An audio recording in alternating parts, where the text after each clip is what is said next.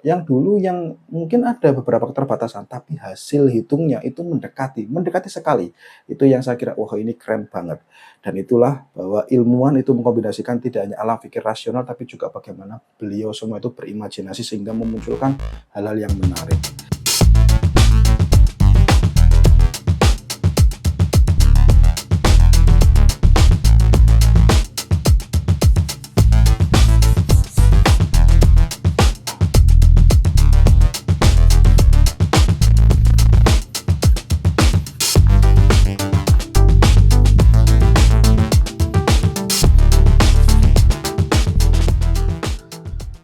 Halo teman-teman semua, selamat datang kembali di Baru Belajar. Alhamdulillah pada malam hari ini kita bisa bertemu lagi, melanjutkan pembacaan kita pada buku kimia dasar karya Bapak Raymond Chang.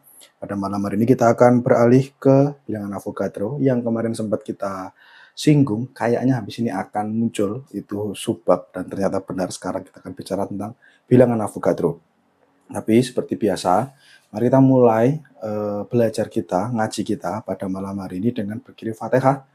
Yang pertama kepada kedua orang tua kita, yang kedua kepada guru-guru kita, dan yang ketiga kepada Bapak Raymond Chang yang bukunya kita baca. Kepada semua yang telah disebutkan, Al-Fatihah.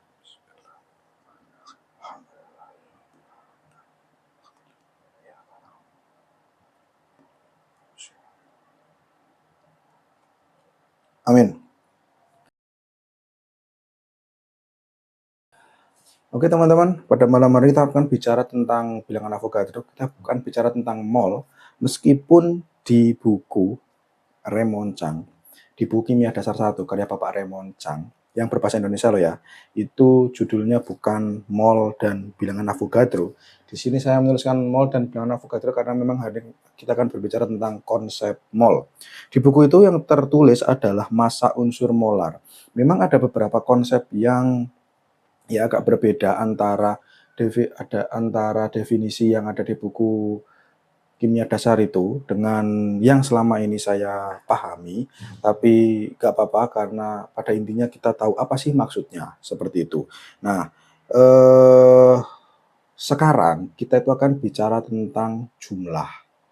Kalau minggu lalu ketika berbicara tentang massa atom, orang itu bertanya sebenarnya satu atom itu berapa? Karena nggak mungkin kita bisa menimbang satu atom, misalnya atom kalsium ya, satu atom kalsium ditimbang, itu nggak mungkin karena ukurannya terlalu kecil, sehingga muncullah satuan khusus untuk atom, yakni satuan massa atom, SMA itu. Nah, itu permasalahan minggu lalu. Permasalahan minggu ini adalah mulai dari pertanyaan dalam sebenarnya misalnya saya punya 1 gram zat, itu atomnya berapa?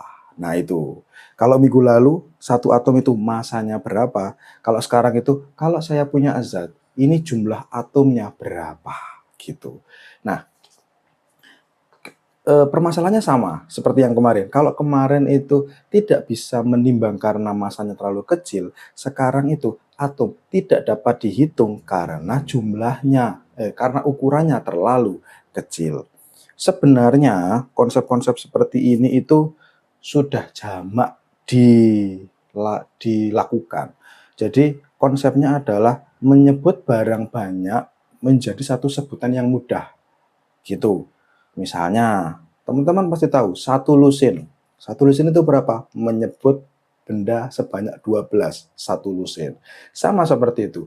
Nanti ada satu kodi, satu lusin, satu rim, dan lain sebagainya. Nah, itu konsepnya akan menggunakan konsep seperti itu. Tapi sebelum masuk ke situ, kita akan bicara dulu, saya akan bacakan catatannya secara pelan-pelan dari awal. Nah, diawali dari massa atom itu kecil, sehingga diperlukan satuan. Oke ya, tadi sudah. Contohnya, menyingkat satuan itu seperti satu lusin dan seterusnya. Nah, kimiawan itu akhirnya membuat satuan khusus untuk atom. Nah, satuan khusus untuk atom itu dinamakan mol. Gitu. Jadi mol itu apa? Mol itu satuan khusus yang digunakan untuk menyebutkan jumlah atom yang sangat kecil itu terhadap satu satu satuan massa. Itulah kenapa judulnya itu massa molar atom per satu satuan massa, gitu. Jadi mol adalah banyaknya suatu zat yang mengandung entitas dasar, ya seperti atom itu, sebanyak jumlah atom yang terdapat dalam tepat 12 gram isotop karbon 12. Sekali lagi, kenapa kok kita masih menggunakan karbon? Karena ilmuwan kesepakatan internasional itu menyepakati karbon 12 sebagai standar acuan. Pun demikian dengan yang sekarang ini. Jadi mol adalah banyaknya suatu zat yang mengandung entitas dasar sebanyak jumlah atom yang terdapat dalam tepat 12 gram. Jadi per 12 gram itu kalau gini, kalau atom karbon itu 12 kalau karbon 12 itu 12 gram, itu berapa? Itu disepakati dengan 1 mol. Jadi 1 mol adalah 1 mol adalah berapa banyak atom dalam 12 gram karbon 12. Awalnya itu dulu seperti itu. Nah, jumlah atom sebenarnya dalam 12 gram itu berapa, kan ngono. Dan ditentukan kan dengan percobaan. Jadi mol, kalau saya mau tuliskan mol, itu kan persamaannya berarti gram per ml. Nah, mol itu adalah berapa banyak atom dalam satuan gram per SMA-nya. Jadi kalau kemarin ini 12 gramnya 12 gram karbon dan SMA satuan massa atom dari karbon berbeda 12 jadi 1 mol. Jadi 1 mol itu berapa banyak atom di 12 gram. Jadi konsepnya adalah awal seperti itu. Nah, dan tentukannya jumlahnya berapa? Itu ditentukan melalui sebuah penelitian yang teman-teman yang belajar kimia pasti di SMA mungkin ya, di SMA atau mungkin pernah dengar, pasti akan merujuk bahwa jumlah mol itu dikali dengan bilangan Avogadro. Ya toh. Jadi bilangan Avogadro. Jujur, saya tidak tahu datangnya dari mana bilangan Avogadro itu. Dari dulu belajar, ketika dikasih tahu bilangan Avogadro 6,022 kali 10,23 itu, oke, diterima. Tapi tidak sempat pernah mendapatkan penjelasan detail dan rinci dari mana munculnya angka 6,022 kali 10 pangkat 23 itu. Itu tidak pernah. Jadi ilmuwan itu menyepakati bahwa 1 mol itu berisi 6,0221367 kali 10 pangkat 23 atau biasanya singkat menjadi 6,022 kali 10 pangkat 23. Nah, ini kan ada angkanya.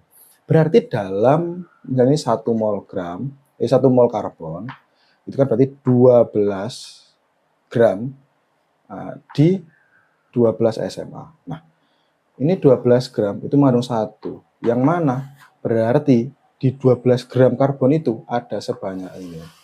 Kita tentu sangat boleh bertanya dari mana munculnya angka itu. Sehingga saya tadi juga kembali penasaran dari mana itu dan tanya, browsing, mencari tahu jawabannya. Ternyata memang ada ada serangkaian percobaan-percobaan yang dilakukan. Nama Avogadro, bilangan Avogadro itu kan digunakan untuk menghormati orang pertama yang memunculkan konsep ini. Meskipun beliau itu belum memunculkan angka ini angka bukan dimunculkan oleh seseorang yang namanya Avogadro. Beliau hidup di era 1800-an. Belum ada angka, tapi konsep awalnya. Jadi bilangan Avogadro itu digunakan untuk menghormati mendiang Avogadro yang memunculkan konsep pertama ini. Beberapa percobaan yang dilakukan ternyata itu seperti tetes minyak milikan itu, terus habis itu ada kristalografi, terus ada silika bola. Sekali lagi bahwa saya belum pernah mendapatkan penjelasan secara komprehensif tentang dari mana munculnya bilangan Avogadro ini. sehingga saya juga terbatas mau menjelaskan seperti apa. Yang pasti misalnya kayak gini, yang kristalografi itu ya, penelitian kristalografi itu. Di kristal itu kita bisa tahu bahwa dalam satu kisi kristal itu ada berapa jumlah atom yang ada di situ. Nah, setelah itu ketika disinari dengan sinar X, nah habis itu akan muncul kode-kode angka-angka yang menunjukkan sebuah informasi tentang data kristal itu dan dapat dikonversi terhadap berapa gram yang dianalisis, sehingga ketika dikonversi itu ternyata munculnya adalah sekitar ini.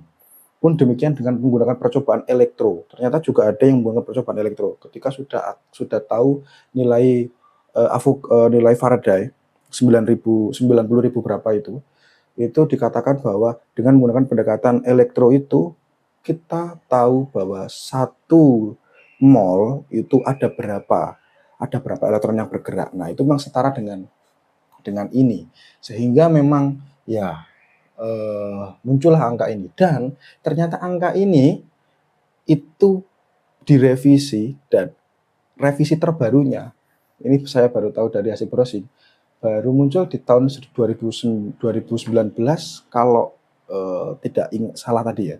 Jadi 2019, dan angkanya itu agak bergeser. Jadi di buku itu 6,022137, sementara di tahun 2019 itu diredefinisi menjadi 6,02214076 kali 10 pangkat 23. Ini yang terbaru. Seperti itu. Nah, jadi informasi tentang dari mana bilangan Avogadro itu memang dari serangkaian banyak percobaan-percobaan, dan kalau dulu itu estimasi, konon kabarnya yang ini tuh sudah bukan estimasi, tapi memang eksaknya jumlah 1 mol itu atomnya sebanyak ini. Nah, ini adalah percampuran antara kritisisme, rasa ingin tahu, dan imajinasi bagaimana memunculkan angka-angka yang sepertinya kayak nggak masuk akal, tapi ternyata ada gitu. Yang semangatnya itu bahkan dimulai pada era 1800-an, di mana saat itu belum ada instrumen atau alat yang dapat mendekati atau dapat mengindra jumlah atom itu. Oke, itu ya. Jadi itu mol, 1 mol itu sebanyak ini atomnya, banyak sekali. Massa molar itu massa bisa dalam kilogram dari 1 mol entitas. Jadi teman-teman semua, ketika dikatakan 12 SMA itu sama dengan 12 gram, itu 1 mol. 1 mol itu 12 SMA, MR-nya ini yaitu sama dengan 12 gram. Pun sama, misalnya kita punya natrium, 1 mol natrium. Ini karbon ya. Misalnya 1 mol natrium itu datang dari mana? Itu SMA dari natrium setelah di komparasi dengan karbon, itu hasilnya adalah 22,99 SMA. Sehingga 1 mol natrium itu ya 22,99 gram.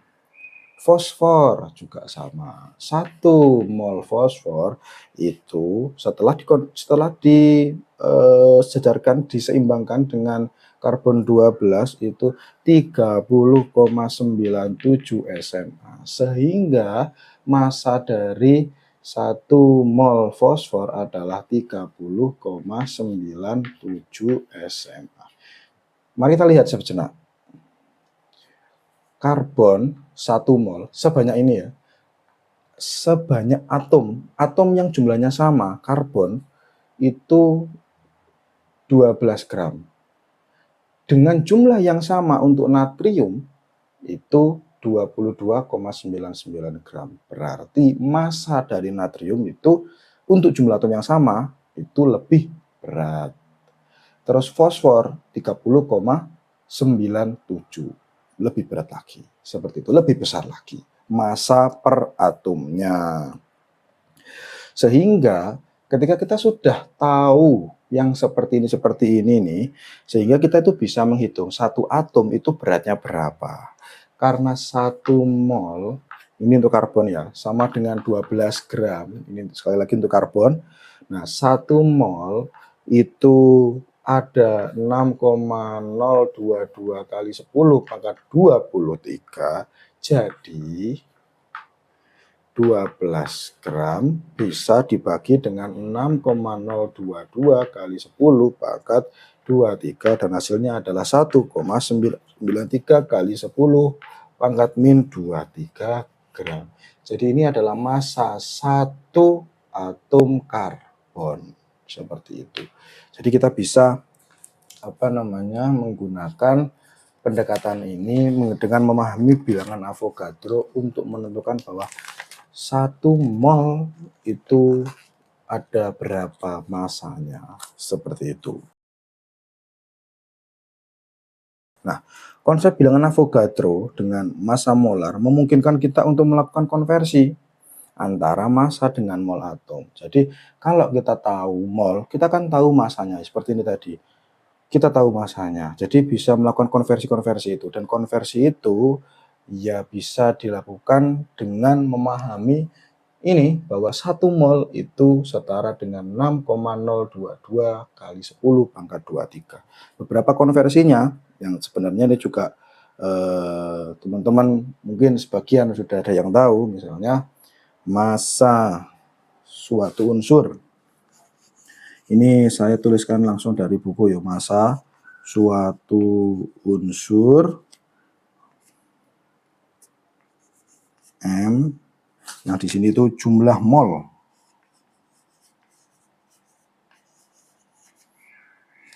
Suatu unsur. Nah, jumlah mol itu ini mana tadi? N, ini N. Ini simbolnya adalah N. Dan yang sebelah kanan adalah jumlah atom. Nek ngomong jumlah atom itu berarti kita bisa ingat bilangan Avogadro-nya. Nah, ini dihubungkan dengan dibagi, yang ini tuh N molnya dikali dengan M, lalu untuk yang ke kanan ini N dikali, nah ini Na itu bilangan Avogadro tadi itu, dan yang ke kiri itu N dibagi N. Nah, ini adalah bagaimana cara kita mengkonversi. Jadi tinggal ya, ini sebenarnya sebuah perhitungan yang ya belum sulit. Nah, dua ini itu menjadi dasar tentang stoikiometri. Premis yang dibuat oleh Lavoisier bahwa sebelum reaksi itu massanya sama dengan setelah reaksi, dan akhirnya kita dikenalkan dengan massa atom. Sekarang kita dikenalkan dengan satuan untuk menunjuk jumlah atom, dan ini menjadi basis stoikiometri. Sebenarnya jadi stoikiometri itu apa? Ngitung jumlah atom sebelum reaksi dengan setelah reaksi, yang mana itu hasilnya sama. Boleh dalam satuan mol, berarti kalau kita bicara mol, satuannya adalah kita bicara jumlah atomnya, gitu. Tapi kalau kita bicara massa, nah kalau Lavoisier itu kan pakai massa, itu berarti kita kemarin menggunakan satuan massa atom. Nah, sama-sama, toh juga bisa dikonversi satu dengan yang lain. Dan ini sebagai basis. Artinya apa? Sebenarnya kita itu sedang bermain menyeimbangkan. Kalau sebelum reaksi massanya itu sekian 10 misalnya, setelah reaksi iya totalnya 10, entah dibagi dengan siapa, pecah nyambungnya itu dengan siapa. Sebelum reaksi itu jumlah atom ada berapa itu dalam satuan mol, kalau seperti itu berarti akhirnya itu juga akan sama seperti itu. Dan inilah dasar dari stoikiometri, gitu. Oke, saya kira cukup teman-teman untuk hari ini. Kita sudah berkenalan dengan mol, kita sudah berkenalan dengan Avogadro, konsep yang menarik dan informasi yang menarik juga buat saya, karena saya akhirnya tahu bahwa ternyata Avogadro sekarang itu sudah bukan lagi estimasi tetapi bilangan eksak, memang jumlahnya sekian dari hasil penemuan-penemuan dan redefinisi yang dilakukan oleh ilmuwan di dunia ini, dan akhirnya ya jelas seperti itu. Yang canggihnya adalah kok prediksi atau yang dulu itu benar-benar menghasilkan angka yang sangat dekat. Nah, itu yang menarik itu. Jadi sekarang eranya sudah sangat canggih. yang dulu yang mungkin ada beberapa keterbatasan, tapi hasil hitungnya itu mendekati sekali. Itu yang saya kira, wah ini keren banget. Dan itulah bahwa ilmuwan itu mengkombinasikan tidak hanya alam pikir rasional, tapi juga bagaimana beliau semua itu berimajinasi sehingga memunculkan hal-hal yang menarik. Oke, kita akan jumpa lagi minggu depan. Teman-teman semua, terima kasih. Tetap dengan konsep dikit-dikit aja yang penting istiqomah.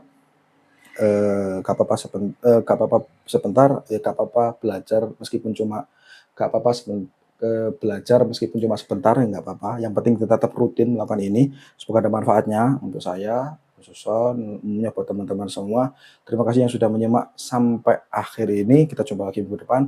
Terima kasih. Saya akhiri. Assalamualaikum warahmatullahi wabarakatuh.